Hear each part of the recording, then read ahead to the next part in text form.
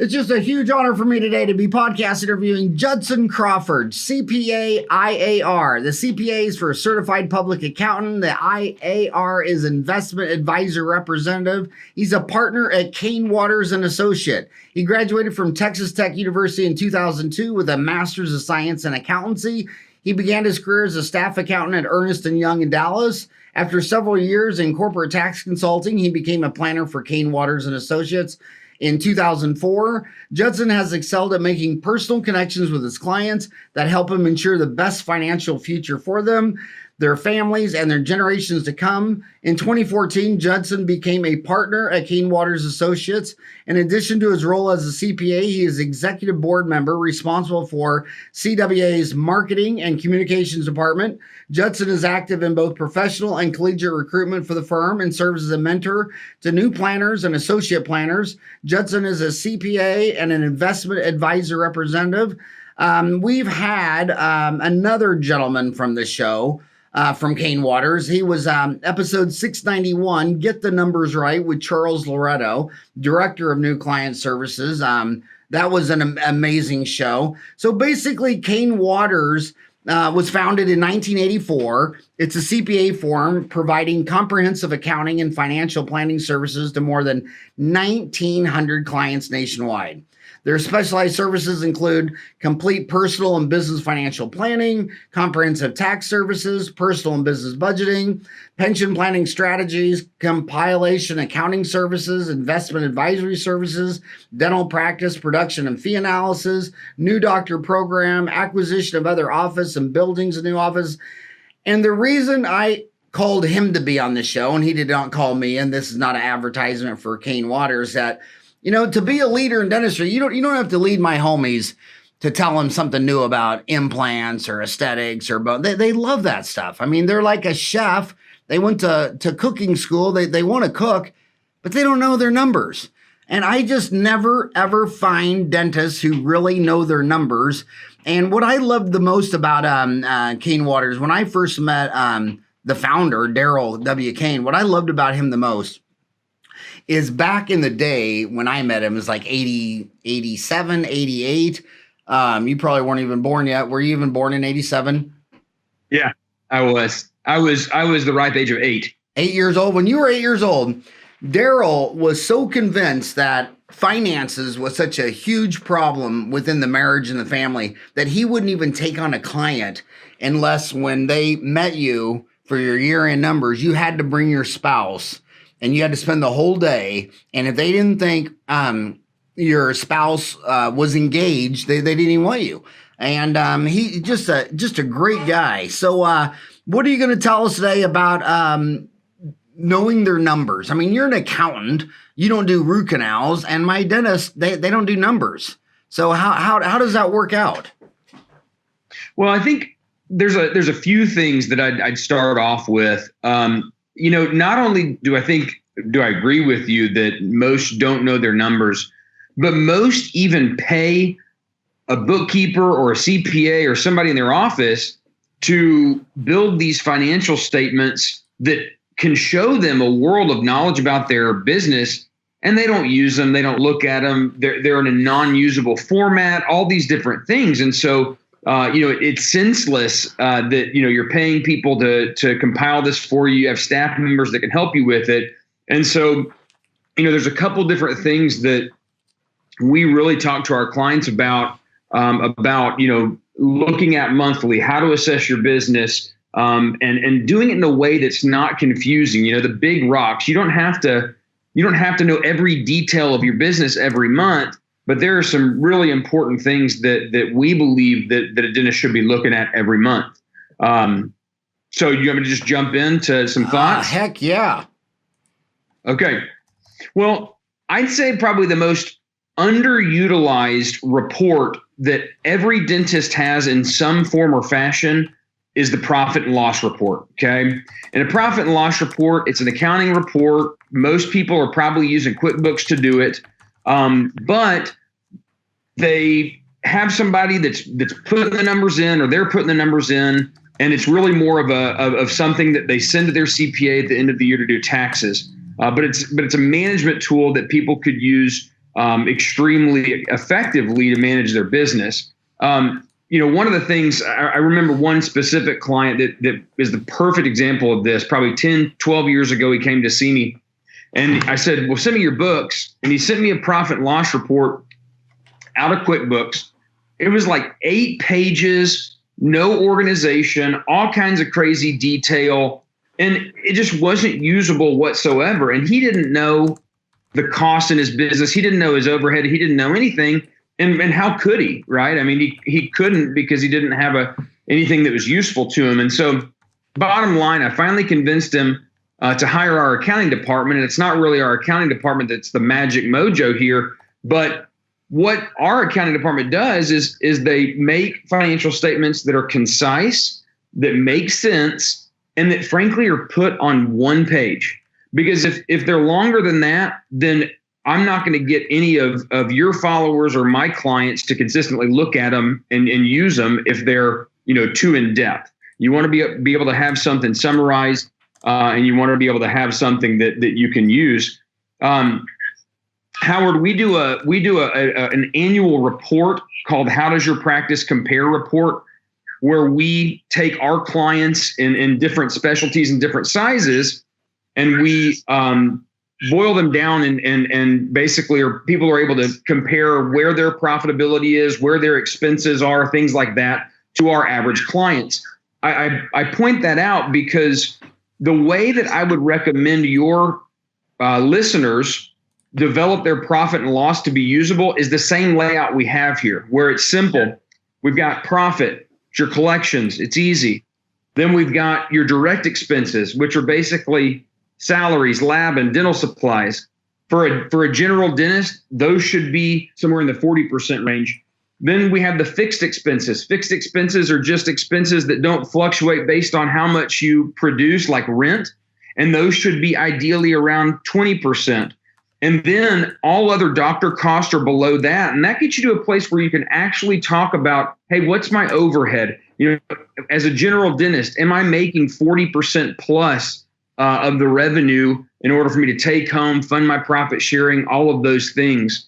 And so there's a lot of other things we can talk about the profit and loss, but generally that's kind of a great starting point is for your listeners. If they don't have something that they use that's usable, change it. I've always been on an axe to grind because, I grew up, I learned business. My dad had Sonic drive-ins. He had 9 Sonic drive-ins. And back then, the cash register was owned by NCR, National Cash Register. It later got swallowed up by IBM, but it had more integrated accounting into hamburgers, fries, and onion rings than anything. And then here I am, 56. I've been practicing 32 years. None of these dental practice management software systems, Dentrix, EagleSoft, Open Dental, none of them interface with accounting software, which I think is just absolutely insane. You mentioned QuickBook or Quicken. What accounting software do you recommend? It doesn't really. It doesn't matter. The big QuickBooks is by far the leader in the industry. They're the largest. Most of our clients have switched to an accounting software called Xero. It's Xero. But I mean, really, anything that's usable for your clients, QuickBooks is probably the one that has the most learning modules. It's intuitive. They have the online QuickBooks that's very easy. But whatever's going to work for your clients and or the bookkeeper they're using to clean up their books, it doesn't really matter because they can all be reformatted to look like you want it to look like, to be the way you want it to be, so that you can run your business. But I agree with you on the software thing. I mean, and the other tool, and we can jump to this later, but the other tool that I recommend all my clients keep monthly is a practice monitor. We use one, different consultants use one.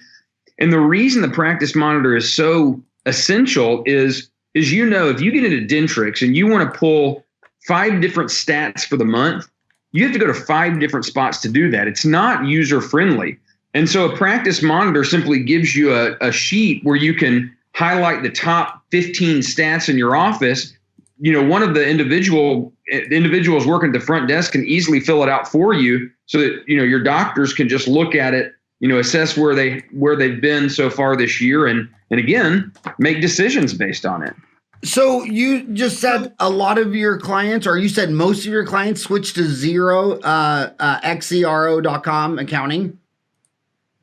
If they use our internal accounting department, I would say that most of my clients that aren't using our accounting department to do their books use QuickBooks. We just use Xero as an accounting department here. It's very similar. It gives you all the capabilities of QuickBooks. It's just a little bit easier for our accounting department to be on one software, and there's some advantages that we found with that exact software, essentially. Okay, first of all, I don't know DSOs. They're probably 12-14% of the market. None of them run on Quicken, QuickBooks Pro, Xero. Most of all of them I talk to are on a lot of them. Microsoft bought Great Plains Accounting, so they're Microsoft GP for Great Plains. Another one is Sage, which bought Peachtree. Do you see any when you work with DSOs or you talk to DSOs? What accounting software are you seeing with them? All over the board. Some of them on the DSO model, are using, frankly, bigger accounting firms to do their accounting and auditing. The big difference, and the reason that it's a world of difference between your listeners that may be involved in a DSO or your individual owners, is that DSOs, because their goal typically is either growth, getting bought out, taking it public, whatever they want to do, they are typically an accrual-based accounting based on GAAP. Okay, now that is not something that we need to go into in this, but bottom line is that they report differently than your individual doctors, because your individual doctors should all be cash basis taxpayers, money in, money out. Much easier for an individual on QuickBooks to use. Your individual offices should not be on accrual, but it's a whole different world for the DSO guys because they're positioning themselves to be looked at by other investors, which require a whole different set of accounting rules, basically. What do you think of the DSOs right now? None of them in the United States are public. I mean, Snapchat can go public, right. And all these Uber went public, and it loses $1 billion a year. I've lived through this rodeo from 94 to 2000 where all these internet companies are saying, oh, but look at our growth and clicks. And it's like, dude, it's called profit. And they lose $1 billion a year. So the value is they have no value. Mr. Wonderful on Shark Tank would laugh at that investment prospect. But you can take $1 billion a year loss company like Uber public, and Lyft will be next. And by the way, on that rodeo, I saw this with hotels. There's no protective mode against a software app. I mean, now there's 100 of them. And then Uber comes out. There's no protective mode against that. And when the first competitor came out, Lyft, within a year, it took a quarter of Uber's business. And I guarantee you, in 10 years from now, there'll be 100 ride-sharing apps, and none of them will make money. But how come billion-dollar loser Uber can go public, but big old DSOs like Heartland and Aspen and all these big guys, Pacific Dental, how come they can't go public? You're an accountant. Is it because they're not profitable? No, my guess is they're enjoying their profits quite a bit. Going back to the technology thing, technology is, as you well know, and you're referencing to, in the Uber and the Lyft IPOs are perfect examples of this. But go back to 2007, 2008. And at that time, the S&P 500 was made up 40% of finance and banking, right? So banking and finance had seen this big run up. And then 2008 happened, big recession, financials went back down as a percentage of the S&P, okay? Well, now, after the last couple of years, 40% of the S&P is technology. So we've seen over the past few years that companies like, Amazon, Netflix, Google, and then all these companies that technology has just become this big and I don't want to call it a bubble, but it's expanded tremendously. And so companies like Lyft and Uber are just trying to take advantage of that run while they can. I think that when you look at the DSO movement in dentistry and how much it has grown over the past 5 years, I think it's very clearly because we're in this huge, the longest bull market that we've had since 2008. Money has been very loose in the economy. And frankly, when you look at dentistry and specialty practices, the profits are just good. And so people are looking at it and they're going, you know what? Well, if Heartland can do it, why not us? And then it catches some fire because doctors say, well, maybe I can do what I saw this technology guy do. Maybe I can band with some people and get a higher multiple for all this kind of stuff. So I think that, just like with everything else that is kind of out there right now, we got a record-breaking stock market. We've got high real estate. We've got all this kind of stuff. The economy's expanded to a point where everything's expensive, and some people are capitalizing on it in dentistry. I do think they're profitable though, and I don't think they probably want to give away their profits. They're enjoying what they have. Well, they're the one thing the DSOs do is they get an A on banking, insurance, financing, HR, market, everything non-dental. They're beating my homies at, and my homie, and their Achilles tendon, which is nobody's surprise, is the fact that people who go to 8 years of college to become a dentist, they usually don't want to be an associate. You don't have enough ambition to go to college 8 years to be my servant for the rest of your life. So staff turnover is tough. It's with all millennials, actually. I mean, Facebook, Google, Netflix, they all have massive employee turnover because, the type of people it attracts aren't usually good employees. Sure. But let's go right back to productions, collections, overhead as key performance. I want to say before he starts talking is that I know you guys, and you go to your study club, and the guy next to you says, "Yeah, my overhead, it's only 50%. Yeah, he owns his land and building, and he paid it off. But he doesn't take the land and building and say it has an asset and pay himself rent. He just now has no overhead, yet he's got a lot of money tied up in land and building.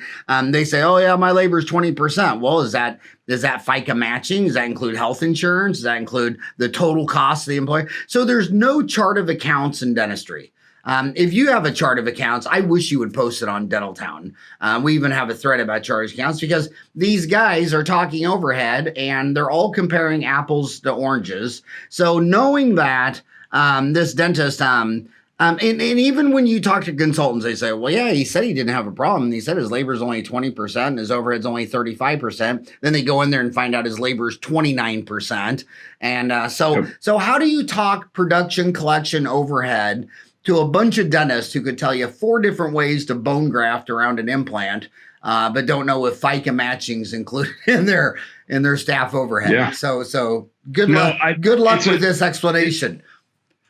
It's a great, you make a great point. Okay. And to give you an idea, and again, I'm going to go back because I encourage your readers to download our How Does Your Practice Compare report. And maybe we can even post a graphic of it for you.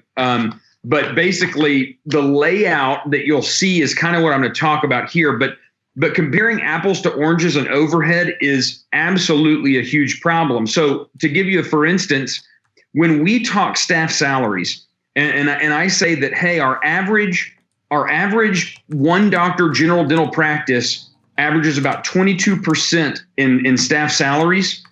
That is just gross salaries, doesn't include payroll taxes, doesn't include 401k, doesn't include health insurance. And the reason that is the most appropriate way to compare is because everybody pays gross salaries, right? But not everybody has a 401k. Not everybody pays health insurance. Not everybody has all these different things.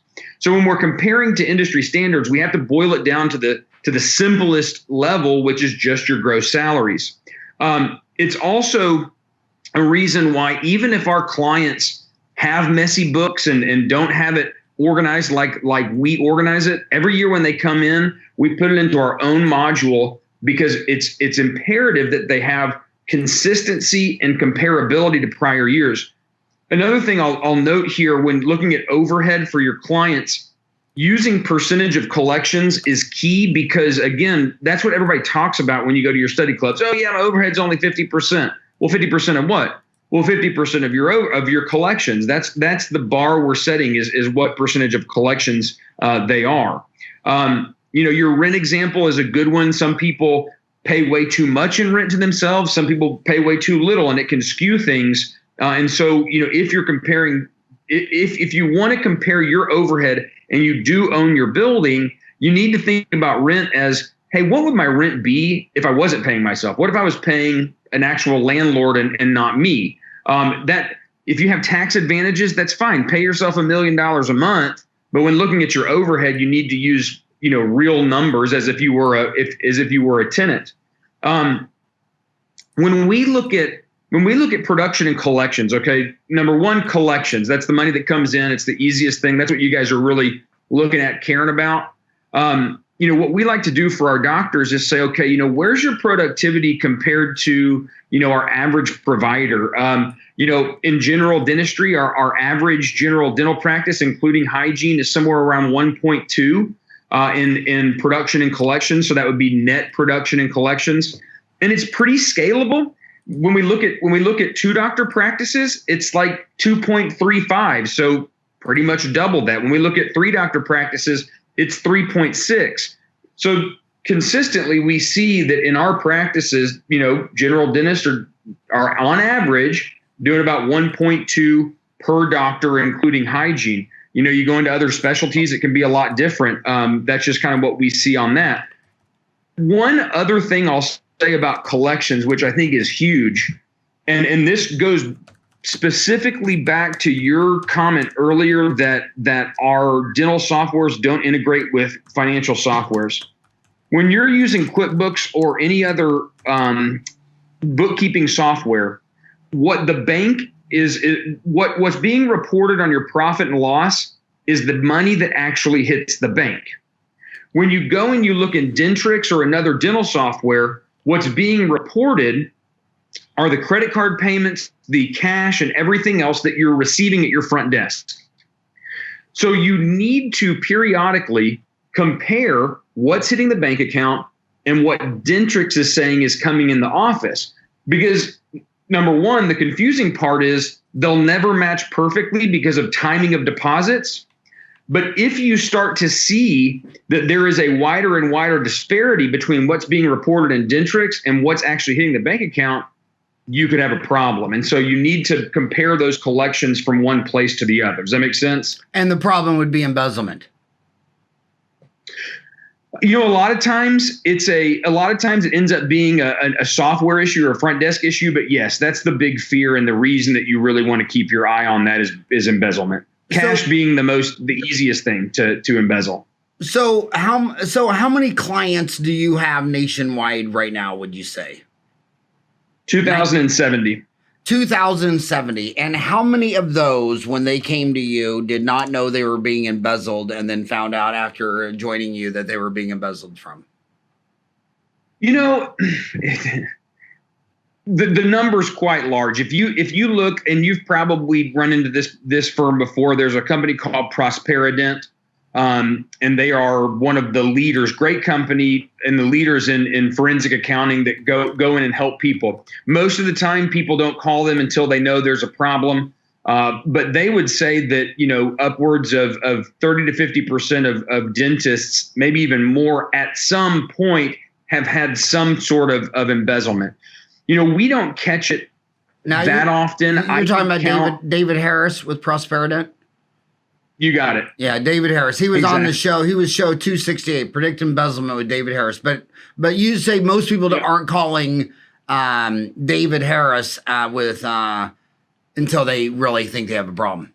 Until they have a problem, and most people don't think they have a problem until it's uncovered and it's too late. Most of the time, and I think that honestly, the vast majority. Again, we're talking about knowing your numbers. The vast majority of embezzlement cases that we see are simply because most of the time could simply be caught if you had appropriate measures in place in the practice, to catch these, whether it be, having multiple people verify the cash that's coming in, because at least then it would take collusion between multiple employees. Simple things, check signing authority. You should always be the only one to sign checks for bills, even if you really trust your office manager, because 99.9% of the times when somebody is embezzling from you, it's somebody you trust more than anybody else in the office and give more power to. So most of the time frankly, it's the dentist's fault that it's happening under their nose. But it happens more often than you'd think. For me, I'd say 5 to 10% though of our clients, catch it at some point. I want to tell you another thing that I caught. The young kids, this flew over their head, but he says, you said you have 2,170 clients, and then before that you said your average client does 1.2 million per year. Ding, ding, ding, ding, ding. The stats are clear. The average dental office does about $780,000 a year. But what are his clients? People who get consultants. So when you talk to any consultant, they think all the dentists do 1.2, 1.5. And the bottom line is you do 750, because the guy doing 750 is buying a CAD cam and a CBCT and a laser. And he thinks if he buys all these Star Wars gadgets, it'll come. And it has nothing to do with reality. In fact, I would even say that an office is doing 1.2 million. It doesn't even mean they're a higher quality dentist than a dentist doing 780. They just know their numbers. And that's what I'm trying to get you to do. I don't have to be a leader to tell you to go buy a CBCT or a laser. Hell, you were born wanting a laser. Right. You got to learn your darn numbers. Is there any accounting software, say they're an associate right now, they want to start their own practice. You work with Dentrix, EagleSoft, Open Dental. Do you like any of those more than the others, or do you have to stay agnostic? As far as the dental software goes, I don't really care. I don't even get into the dental softwares very much. And like I said earlier, you've got these, the problem with the dental softwares is that the data is so fragmented. From everything I can tell, it's like, getting 10 pieces of data is going 10 different places. I do like, if I was a young doctor if I was any doctor going, doing this, there are some really cool tools out there that are kind of like software overlay programs that extract data and give you really useful data. So they'll go into Dentrix, they'll give you like really cool stuff.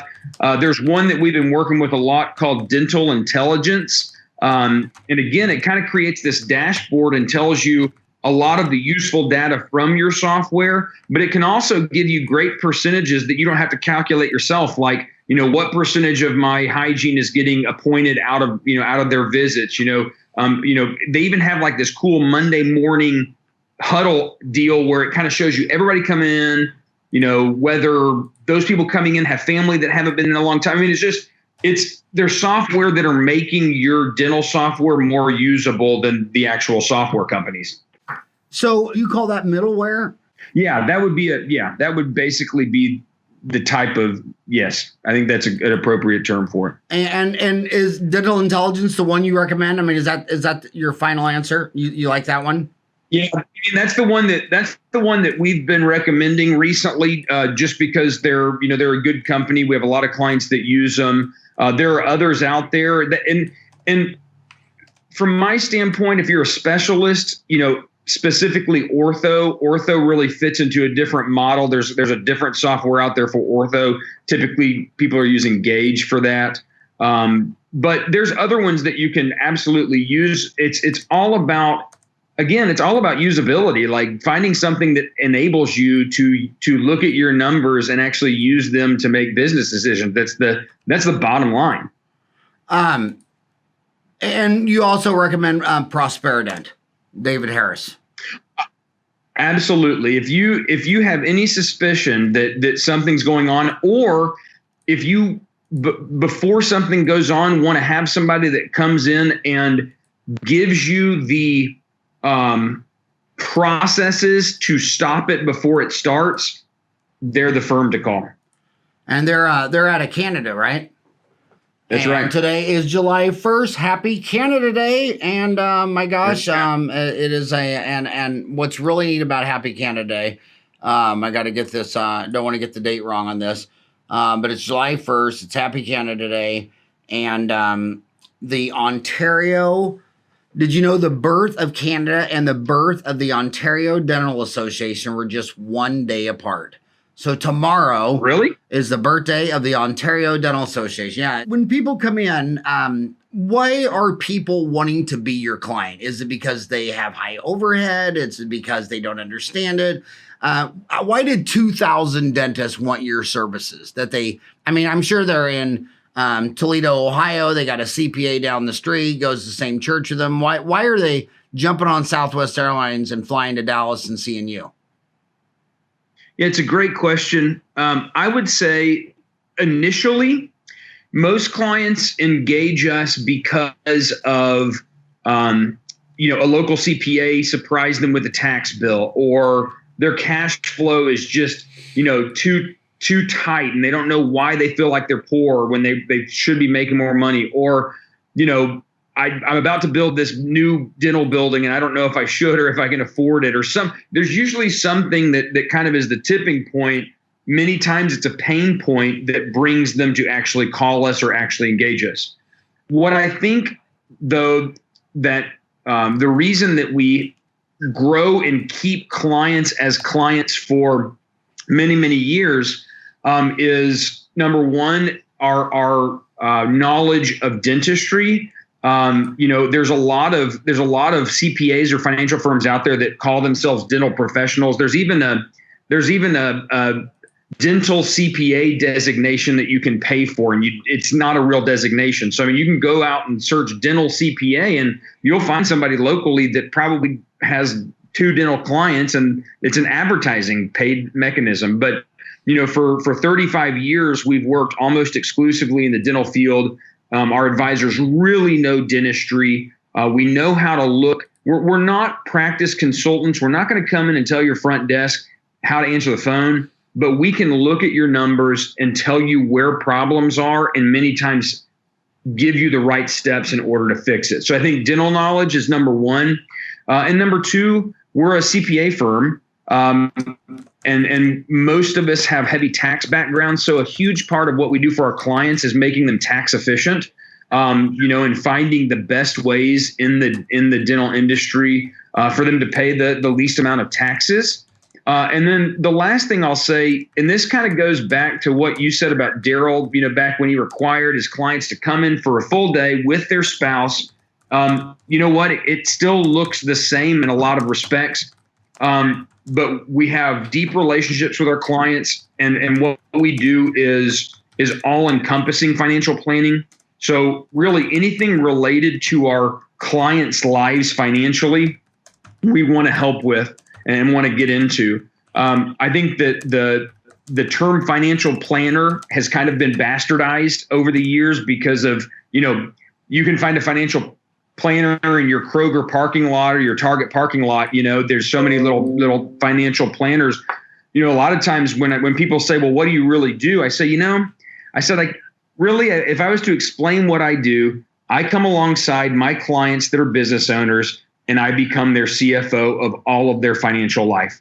We help manage everything. And the goal is to make sure that every part of your financial life is moving you in the direction towards the goals that you have. And so many times people's financial lives are fragmented by many different advisors and they're not working in concert together. And so we can kind of bring that all together to make sure that it's moving in the right direction. A problem I see, and I don't want to dog on millennials because I love them to death. The old guys, the baby boomers are on the desktop dental town and the baby boomers are on the app. But, you just have to tell them a million times, the easiest dollar earned is $1 saved. The second easiest dollar earned is $1 in taxes saved. The hardest dollar you will ever earn is from doing more dentistry. So how do you convince young kids $1 saved is more than $1 earned when they're coming out of school with $285,000 in student loans? And in my own backyard, this has happened for a decade where the guy graduates and he decided while he was in dental school to get married and have a kid. his dad's a dentist, has a home and a practice. And I tell him, you move back in and you live in your dad's basement until you pay that. Oh, no, hell no. He goes out and buys a $350,000 house. And then he buys his wife, who's home with a kid, a Range Rover. And I mean, you're just cringing. How do you get these guys to save money and to save on taxes? Well, one thing, and I'll come to the partial defense of millennials, even though we all like to give them a hard time.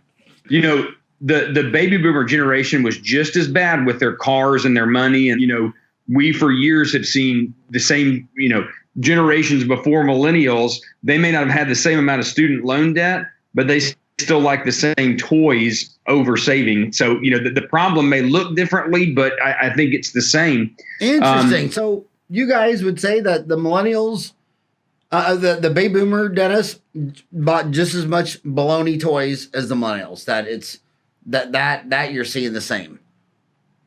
I think so. And again, it may look differently. You know, a lot of times, you know, yeah. And look, there's different problems as people age, and spending changes. And so, you know, you look back and you say, and, you know, I joked, I went and spoke last Monday night, a week ago, to a bunch of residents at UT San Antonio, and was kind of joking with them about the fact that, you know, hey, you know, when you get your degree, make your plan, find your practice, know what you're going to make in that practice before you go to the BMW dealership and buy your car. And I mean, I was joking about it, but there is this tendency that there's either the car or the house thing. I graduated, I'm about to be a dentist and make money. I'm going to go do some huge purchase. Like it's like this, you know, feeling. And we've seen that for many years. I think one of the problems with the baby boomer generation, or not the baby boomer, sorry, the millennial generation and those people that are coming out of dental school right now is just like you touched on. It's the huge amounts of debt. Debt creates fear with a lot of these individuals.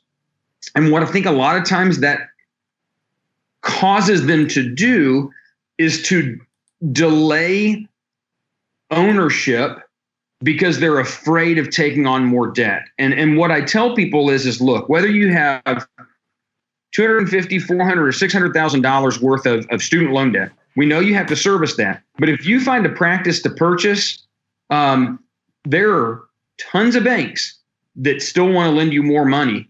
And so if you find a practice with good cash flow, you may be able to service that debt and start retirement and do a lot of other things. Because if you simply go and join a corporate dental practice and get paid 28% of your collections, yeah, you may be able to service your debt and pay that BMW note, but there's not going to be much left over after that. So, you know, I think that, and look, there are still a lot of millennials that are getting out, they're hard charging towards ownership, and they know that's what they want to do. But don't let the fear of debt interfere with what your 35-year career is going to be, because the rewards of ownership are so great that the longer you delay that, the longer you're going to put off that dollar saved, bottom line. So that's another interesting thing I've seen with millennials. And again, I'm not just sitting here trying to hurt millennials, but I graduated May 11. I had my office open September 21. I got out. I drove straight from Kansas City to Phoenix, you know, the whole 9 yards. I see these dentists, you know, they're 5 years out of school and they've had 7 different associate jobs. And I always tell the seniors in dental school, you know, if going to be an associate is such a great idea, then you should be able to go out 4 years, contact everyone who graduated 4 years ago, and they're all happy as a pumpkin pie working for someone else. And I just don't see that. Do you think that, and then the DSOs are telling everybody that, oh my God, you know, Howard's like the old pharmacist that had his own practice, but you're all going to work for Walgreens and CVS and might as well join now. And so do you see a big difference in income between being a dentist associate and owning my own practice? Huge. So let's think about it. Let's think. Yeah. No, let's think of, and again, I'll just kind of give you a big picture number. Let's take a $1 million practice. Okay. That is 30% hygiene, 70% doctor production. Okay, so that means the doctor's doing $700,000. If you're an associate producing $700,000, you're going to make somewhere around 28 to 32% of that. So let's say 30 out in the middle. So that means that you're going to make $210,000 as an associate. Great. Okay, that's not a bad wage. But if you owned that practice, okay, and you had an appropriate overhead, and an appropriate overhead, our one doctor general dental practices run about a 56% overhead. So let's calculate that. If you have $1 million practice and you have a 56% overhead, you're netting 44%. So you're making $440,000. So 210 as an associate, 440 as a owner doctor. You've more than doubled your income, because not only are you making the difference in the 30% you're getting paid and the 44% you're netting, but now you're making money on your hygiene pool as well, which no associates make money on hygiene. Right. In my opinion, if you decide to use other people's money, which you can complain about having a mortgage on your house and student loan payments, but there's 220 countries and you only have access to other people's monies in about 20 of them. The reason the developing world is poor is because they don't get an A in banking and they don't get capital to their people. So there's worse things than having access to other people's money.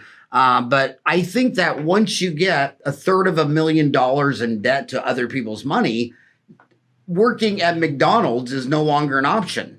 And working Correct. as an associate is a 25-year payback period. And I think once you get $350,000 in debt, you have to go all the way to $1 million and buy a dental office for $750,000 and own your own deal. Do you think that that's true? That if you go $350,000 down the road of OPM, that you got to go all the way to the end and get $1 million of OPM in order to pay it back in a timely fashion of 5, 6, 7 years?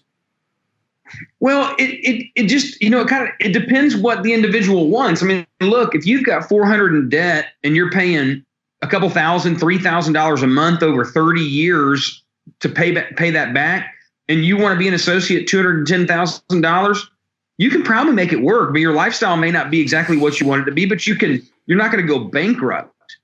But choosing the riskier path has its clear benefits of, again, being able to potentially live off of a higher amount, save more, and get to the point where someday you can live off the money you've saved. I blew away these residents last week when I told them, I said, okay, look, let's say that you want to retire in 30 years and you want to live off $15,000 a month in today's dollars. How much do you think you'll need in 30 years to live for the next 35 years? And people were saying 2. I had one girl that said 5. But the number with inflation is $8.5 million. So in 30 years, for you young people, if you want to live for another 35 off of $15,000 a month, it's $8.5 million. And the only way you're going to get there is by saving $70,000 a year starting now. So do you think that as an associate making $200,000, you can service $400,000 in debt, live, send your kids to school, and save $70,000 a year? That's not easy. And so to answer your question in a reverse way, the associate, long-term associate path just has financial consequences that young people don't often think about, because they're so focused on, I just need to pay this debt. I just need to pay this debt. But they're not looking out 30 years and saying, what's it going to look like then? So when I asked you about the dental chart of accounts, you said, go to your website, cainwatters.com, Cain, C-A-I-N, which is a bad name for dentistry. I mean, sugar cane is the root of all dental decay, and he had to name himself Cain after sugar cane waters. How does your dental practice compare? Download now, which I did. And you also got a neat one for orthodontist and pediatric dentist. When they go to that chart of account, and it's a 28-page PDF. By the way, I wish you would post that on Dental Town, because that would be a great place to do that. But what do you? I'll make that happen. What do you make that happen? What do you see on that chart of account, what are you seeing? And you're observing, 2,070 dental offices. What trends are you seeing? Where do you see the dental industry going from the day you entered it, between then and now? And where do you think it's going? What do you think it's going to be in 10 years? Well, I think my personal belief is I think there's a lot of, talking in millennial terms, FOMO. You know what FOMO is? No. Fear of missing out. Okay. And I think that in the dental industry sometimes, and probably people in general, we get a lot of FOMO, a lot of fear of missing out all over this DSO thing. There's a lot of talk about it. People are afraid of like missing some train. I think that while the activity is legitimate, I don't think that we're going to, in 10 years down the line, dentistry is going to be Walgreens. And I think that, and personally, I believe that privatized business owners should be standing up for that right, because it's paid them very well to do that. And I think that it's all a money flow thing, and we're bound to be going through a recession at some point in the coming years, which should slow money and things like that. So number one, I don't think that people need to fear this missing out opportunity of DSOs.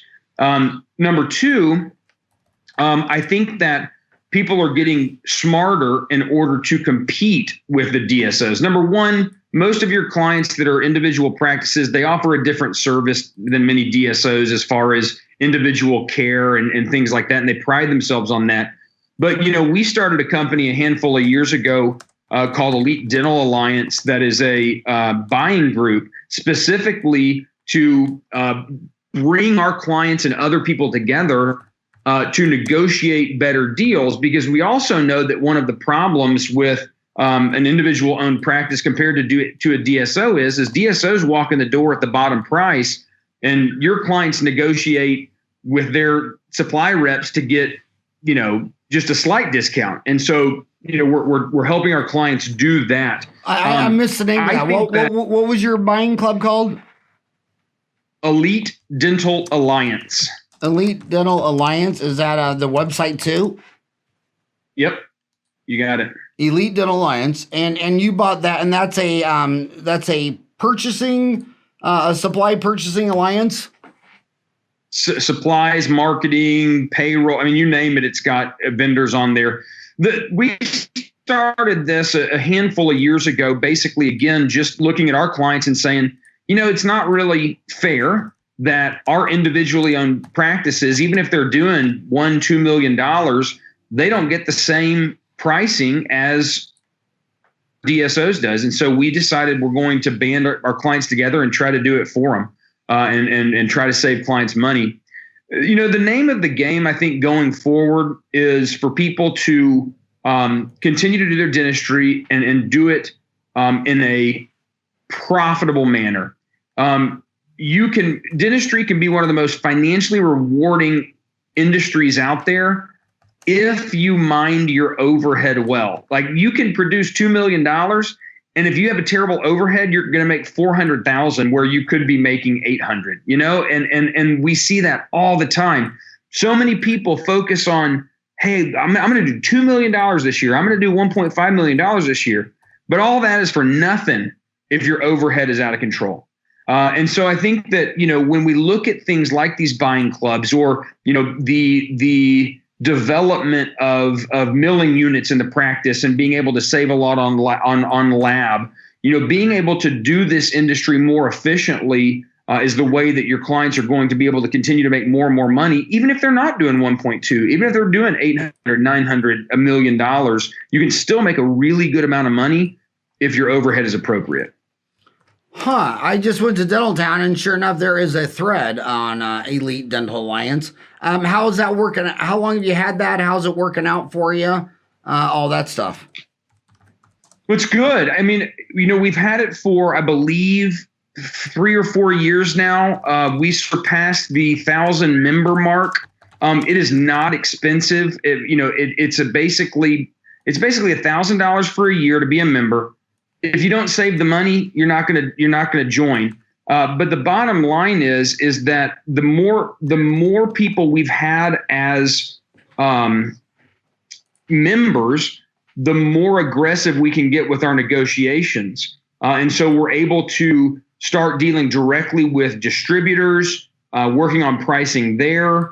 There's kind of one of everything on the site. Vendors, by the way, you don't have to even change your ordering processes. You just get the discount that they've negotiated directly on to your account. Yeah, so and there's some real benefits there. And the CDA started their own one too, in California, and that's just one of the 50 states. Do you think Amazon is going to be a disruptor in the space? They've been at the Greater New York meeting with the booth the last 3 years in a row.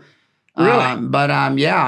And they look like two men in black. I mean, they're just having secret conversations with everybody. But I think so. Do you think Amazon's going to disrupt dental supplies? Here's where I don't really. I mean, I don't see that necessarily coming. Here's what I would say about supplies. And supplies is an area where dentists overspend all the time. Okay. If you have a shark of an assistant or front desk person that's doing your supply ordering, and they're going to every different supply company, Darby and Shine, and they're pitting them against each other to buy everything, they can save a ton. But the reality is most of the time, because of ease, people just pick the supply rep that they like the most or brings them the most lunches, and then they just order everything through them. And so what Elite Dental Alliance and other buying groups, here's the benefit I think that they can provide is they go do the negotiating and go do the searching for you so that you don't have to go to 10 different suppliers in order to get your supplies and save the money. Because most of the time, frankly, if people are overpaying for supplies, they're just paying one person, gave them a good deal at one point, and over time, the pricing has just gone up. So does that make sense? Yeah, it does.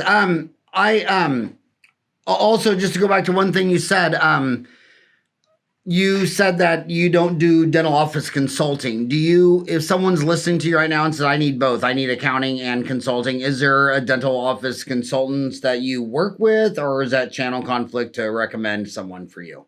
What I would say is there's so many consultants out there that do different base. We base the recommendation based on the need. Like, I'll give you an example. Like we use a hygiene consultant that is fantastic at helping our client, grow and shore up their hygiene department. But obviously, we're just going to use them if we feel like a client needs that. I think that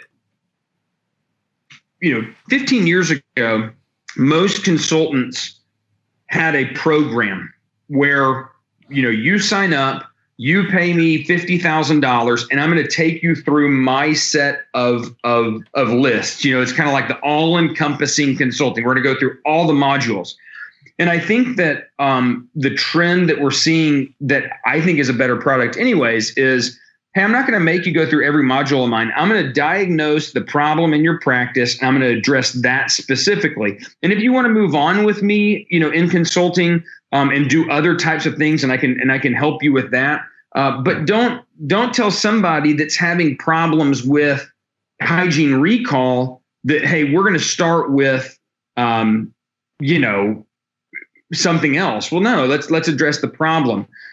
So yeah, we use a handful of consultants, but the numbers, I think, of dental consultants to me seem like they're dwindling. I don't think, it used to be that it seemed like there was more players in the game, and now there's just a handful. Do you think it's because a lot of times when people need a dental office consultant, they throw in the towel and sell it to a DSO? No, I think most of the time when people need a dental consultant, they either think they're too smart to hire one or can't afford it. And they just don't do it. And they end up struggling in the same place that they've been forever. Look, dental consultants, and I've told clients this time and time again, I don't think that dental consultants, nobody listening to this is going to believe that a dental consultant is going to tell them a ton of things that they don't already know. And so but what they're going to do is enable you and your staff to take the things you should be doing and actually do them on a consistent basis. And it's no different than the consulting that we do for our clients. I mean, if you tell somebody, hey, you know what, you need to save and you need to be tax efficient. Well, they're like, duh, but they still don't do it because they don't have the accountability of the processes to get it done. And so I think that's where, consultants like Cain Watters or consultants like dental consultants really come into play, is they get you to do the things that you probably know you should be doing already. Yeah, but you could say the same about a personal trainer. I mean, I did 3 Ironmans 3 years in a row, and I only did it because I hired Jane and Wendy. They'd switch off, and every day one of them was knocking on my door at 5 o'clock in the morning while I was laying in my bed cussing and wishing I had a shotgun. The hardest step is the first step out the door. And you wrote, the reason I called you to come on this show is I loved your Dental Town magazine article in the March 2019 salary negotiation. CPA Judson Crawford discusses salary trends and dental practices and strategies that can help you get your percentages back. Staff labor is tough because they give them a raise every time the earth goes around the sun. So they give them a raise based on astrology. They start out good, and by the time they're 50, 60 years old, there's dentists that are my age that have 35% labor cost. Absolutely. So talk about that. How do you, and by the way, I also want to tell you that I podcasted the DSO guys. They used to always buy dental offices. They don't even do it anymore. They switched to de novo, because when they buy your dental office with 30% staff labor, and the first thing they got to do is go tell your assistant of 30 years that instead of making $28 an hour, she's going to make $18 an hour. I mean, it's just not fun. In fact, most DSOs say, I'd rather start a de novo and run it at a loss for 6 months to a year than go in there and turn your sinking ship around. So if you're thinking in the back of your walnut brain that your exit strategy is selling to a DSO, you better get your house in order first. And the first thing they're going to look at is labor. So what's the highest you've seen labor so far? Oh gosh, probably high 30s. And remember, your labor, the labor in your dental practice is going to be the most expensive single line item in your business for your entire career. Okay. And so, you want to make sure that line item is appropriate, because man, it's probably the one outside of maybe dental supplies that get people in the most trouble, like you said. And you're exactly right that the way people get into trouble with that is they feel like they have to give raises every year, or they're going to lose staff. And the problem in a dental office, although people can get better at things and maybe take on some additional responsibilities, it's not a corporate structure where, you start as staff accountant and you go up to manager, and then you get, and you're taking on more and more responsibilities. To a great extent, your 21-year-old assistant, if she stays with you until she's 45, is going to be doing many of the exact same things she was doing when she was 21. So it's more important that they stay similar to industry standards than necessarily giving them a raise every year. And I know that is a hard thing to do, especially because a lot of our people like to take care of their staff and they like to help them. But they have to mind where their practice is going, and make sure that they're paying appropriately. Sometimes bonuses can be kind of done in lieu of consistent raises. There are ways that you can tie bonuses to keep the percentage in line, and that's one way where you don't necessarily do raises every year. People that deserve raises are the ones that are below average. If you hire an assistant and she's $15 an hour and most people are 20 in your area, then you've got some room to grow. But if you've got an assistant that's making 21, 22 and the average is 20 in your area, cost of living adjustments at best are appropriate. And then the other thing that is so common, you'll have doctors that are paying their staff members above average pay rates, but they haven't increased their own fees in 7 years. And so every year when they're giving out raises, guess whose pocket it's coming out of? Well, their own, because they're not increasing their fees appropriately as time goes by either.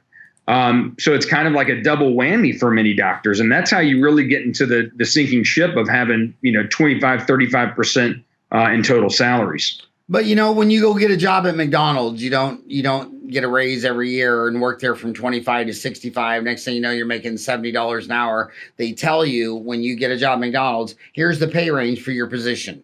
Here's the pay range for an assistant and a hygienist. So we have a pay range. So we set expectations. So once you're at the top of the pay range, say for a dental assistant, it's 20, say for a hygienist, it's 40. And what's happened to that? Well, I've had 2 dental assistants in 32 years decide, screw this, I'm going to dental school. And now they're both dentists, one in Arizona, one in Florida.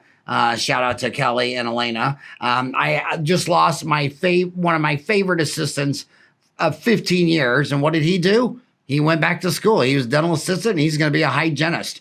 And shout out to Yoni. So, you can't say, well, I've assisted you for 30 years, so I should make the same as a dentist. And on the other hand, you just can't give them $1 raise every time the earth goes around the sun. I can't believe we went over an hour, but I want to go back to something you said that I'll argue with. I'll disagree with you tongue in cheek. You said that the highest overhead is labor, correct? But when I got out of school in '87, I just sent the bill to Delta, and they paid 100% if it was cleaning, exam, and X-ray. They paid half as a crown, 80% filling root canal.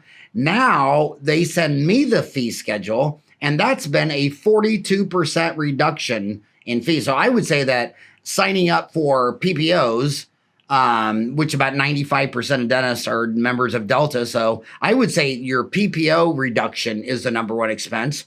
Labor is number 2, but I'm not a CPA, so I don't know if that's technically correct, but labor is number 2. But I want to end on this because I can't believe we talked for over an hour, but Americans spend more money on taxes than food, clothing, and housing combined. And we started earlier. My dad used to sing it to me, driving down the car in his big old Lincoln Town car with his CB radio, the Golden Ghost, which turned me on to social media. And he'd say, Howie, the easiest dollar earned is $1 in expenses saved. The second easiest dollar earned is $1 in taxes delayed. But the hardest blankety blank, blank, blank, blank, blank, blank dollar you'll ever earn is cooking another hamburger. So how do you help dentists save money from the tax collector? And is that a big part of what you do? Absolutely. Tax efficiency is huge, again, in order for our clients to be able to have as much as they can at the end of the day. And you're right, in many states, depending on your state income taxes and property taxes and city and state, we find clients add in payroll taxes, you may be paying 50+% of your income in some tax or the other. And so every dollar that you can save from that is essential. One of the biggest ways is to save into tax deferred environments for our clients. We know we need to save for retirement. We like tax savings, so 401ks, cash balance plan, defined benefit plans. We often can get clients, $200 to $250 a year if they have that type of money to save away tax deferred, which is a huge one. The other thing that a lot of clients that frankly either don't use, are scared to use, or they have a CPA that's super conservative and don't want them to use, is using their business to become tax efficient. And this is not being fraudulent, but are you looking at your children that may be in their teens, and can you pay them to take money out of your tax environment and put it into theirs? Are you running appropriate meals and vacations that are related to business travel? You're running those through. Have you put a car on your business? Do you own your own property? And can we do some things to accelerate the depreciation on your building and get more tax advantages now? So there's a million things that you can do, but the problem, I would say for the most part, is either one, lack of knowledge on behalf of the dentist, which they shouldn't be the ones that are necessarily trying to tell them how to do their stuff. But most of the time it's either CPAs not giving advice because they're so focused on just doing the tax returns at the end of the year and not so focused on giving advice, or being too afraid to advise them to put a car on the business or advise them to pay their kids when it could be easily explainable to the IRS to do so. Well put. You also have national dental placements, NDP. It's National Dental Placements.com was founded in 2005 with the mission of helping young dentists find established practices and assisting the transition ownership. The company has significantly evolved since that time. Talk about that. How is nationaldentalplacements.com? Yeah, so it's great. It's a great company. Obviously, it's our sister company. So Cain Watters, historically, with our 2,000 clients, we've always aided our clients in transitioning their dental practice. But that process is part of it is because we know and we can value our dental practices because we've been working with them forever and we know the details of them. But what we found over time is that there are obviously, docs that want to retire and want to find an associate that haven't been clients of Cain Watters. And so, NDP was kind of our beginning of saying, okay, look, we're going to serve this other huge area in the dental field of maybe clients that aren't Cain Watters clients. So they do brokerage services. If you want to sell your practice and can't find an associate, they'll come alongside, help you value it and help you find somebody to buy your practice. We do a lot of buyer type of advising. So, if you're somebody that's looking at a dental practice out there and you've got somebody that says, hey, here's a dental practice that's for sale. And basically what they send you is a 90-page valuation that you have no idea about, or maybe a contract for purchase. These are the people that'll come alongside you for a reasonable dollar amount, tell you about the valuation, advise you on whether this is a good path for you, help you with understanding the cash flow of the business, things like that, so that the buyer has representation as well and not just the seller. They'll do evaluations. If you just want a valuation and you've got somebody that's going to buy it, they'll do a valuation. So they have a lot of great services that they provide. Now, is that still ran by Christy Ratcliffe? Sure is. She just walked by my door. Well, you tell her she should come on the show and talk about it because again, if you go $250,000 down the road with other people's money, I believe you have gone too far. And now it's time that you buy your own practice. And I think it just is what it is. You can't. Sometimes you can't go halfway. You know what I mean? I'll connect you guys. Christy would be fantastic on here for sure. Yeah. Is there anything you wanted to talk about today that I was too stupid to bring up? No, I don't think so. I think that we covered a big, long range of topics. I think that number one, if you're listening to this podcast, it's because you do care about learning more in your business and your life. So you're clearly invested somehow. Whether it's Cain Watters or another financial advisor that can help you get from where you are now to a better financial place. Don't invest in yourself a little bit. What we always tell our clients is, don't you think that your financial welfare is worth investing one full day, making sure it's going in the right direction? I think the answer is absolutely yes. So if we can help any of your listeners, we'd love to do it. My takeaways for you are, we will get the How Does Your Practice Compare report link posted on Dentaltown, and I will connect you with Christy Ratcliffe because I think she'd be a great guest for you as well. Yeah, and the other thing is, I live out here in Phoenix, and Yep. Scottsdale has Mayo Clinic. So does Rochester. So does Jacksonville, Florida. And a lot of people, I know a lot of dentists who I've had dinner with because they got tired of their health care in their small town and came down here and found out that Mayo Clinic found out, huge misdiagnosis, just fix all. I mean, my gosh, I know so many of your clients and they have no problem getting on Southwest Airlines for $200 and flying a direct flight to Dallas and spending the day with you. You don't have to use your CPA down the street. And remember, in the year 2000, there were no medical specialists. And now you're using an accountant who's not even a specialist in dentistry.